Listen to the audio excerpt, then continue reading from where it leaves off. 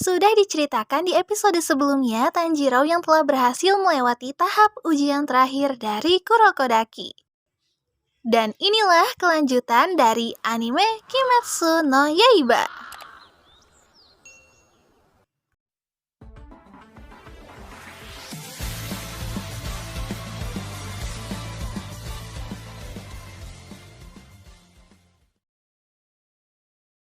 Cerita berlanjut ketika Kurokodaki yang takjub melihatnya berhasil membelah batu itu, mengizinkannya untuk mengikuti ujian akhir. Kurokodaki yang saat itu mengkhawatirkan Tanjiro dari serangan Oni di hutan Fujikasane menyuruhnya agar berhati-hati dan kembali dengan selamat. Setelahnya, Kurokodaki berbicara pada Tanjiro yang akan mengikuti ujian akhir. Kurokodaki memberitahu bahwa kekuatan Oni semakin kuat apabila jumlah yang dimakannya semakin banyak, serta memiliki kekuatan aneh. Maka dari itu, demi terhindar dari serangan Oni, Kurokodaki memberinya topeng pelindung. Paginya, Tanjiro memutuskan untuk pergi ke Gunung Fujikasane. Sesampainya di sana terdapat banyak peserta dan Tanjiro bergabung bersama peserta itu. Dua gadis selaku pemandu mereka lalu memberitahukan cara bertahan hidup dari serangan Oni selama 7 hari. Di tengah hutan yang menyeramkan, Tanjiro mencari tempat di mana sinar matahari cepat terbit. Perjalanannya terhentikan ketika Tanjiro mencium aroma Oni di sekitarnya. Benar saja, 2 Oni muncul dan menyerangnya. Dengan lihainya, Tanjiro mampu membunuh kedua Oni tersebut dengan cepat.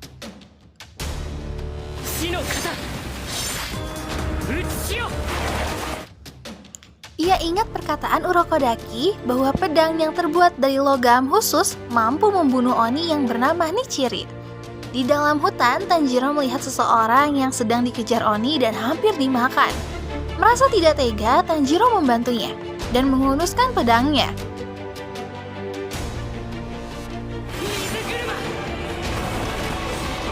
Pada akhirnya, Oni yang tahu bahwa hari itu adalah era Taisho mengamuk karena saat itu Kurokodaki pernah menangkapnya 47 tahun lalu saat Kurokodaki masih menjadi pemburu iblis di zaman Edo. Pada akhirnya, ia mengungkapkan bahwa semua murid Kurokodaki termasuk Sabito dan Mokomo telah habis dimakannya.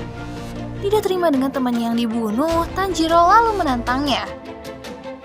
Mereka pun bertarung.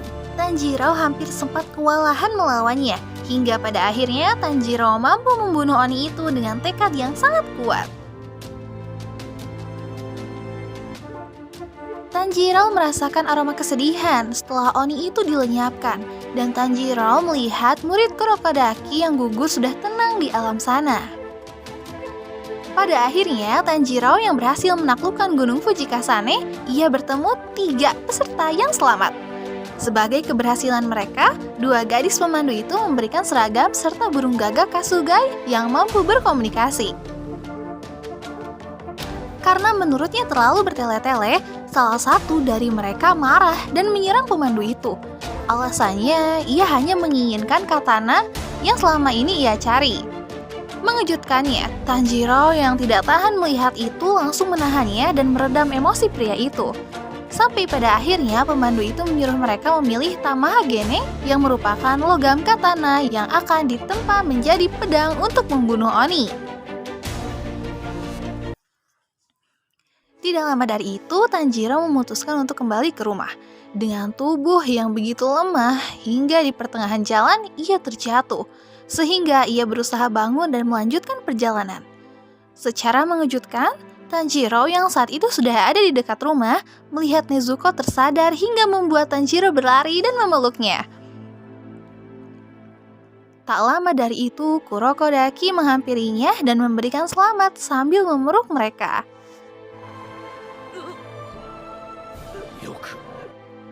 Ketika di dalam, menurut Kurokodaki, Oni yang memiliki teknik darah, kekuatannya melebihi Oni biasa. Maka dari itu, Tanjiro harus lebih siap menghadapi serangan Oni yang jauh lebih berbahaya. Sementara itu, menurutnya Nezuko yang saat itu kondisinya lemah, singkatnya, meski tak memakan darah dan daging manusia, untuk memulihkan tubuhnya ia harus tidur. Keesokannya, Tanjiro kedatangan seseorang yang mengantarkan katana Nichirin untuknya. Ia adalah Haga Nezuka yang baik hati, berusaha menjelaskan semuanya, bahwa katana Nichirin akan berubah warna sesuai pemiliknya.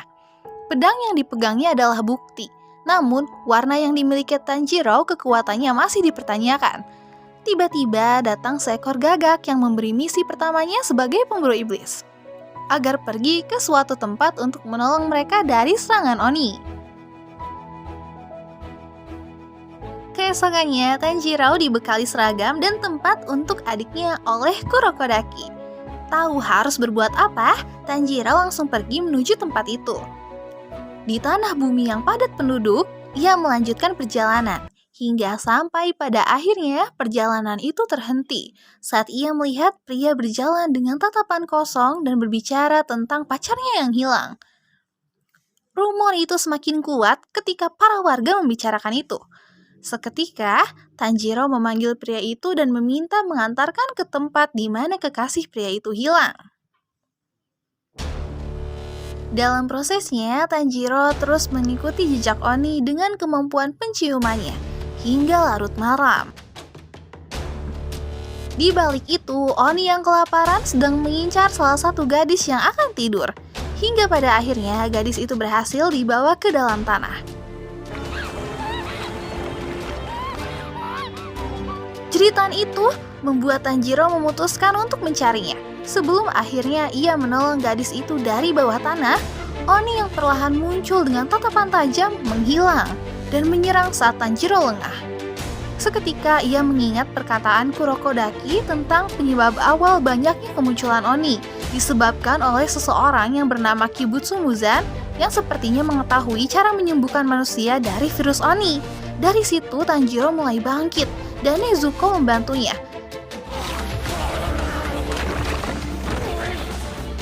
Nezuko yang sebelumnya diberi sugesti dari Kurokodaki, pikirannya telah berubah menjadi lebih baik dengan melindungi manusia dari Oni. Saksikan kelanjutan di episode berikutnya. Bye-bye.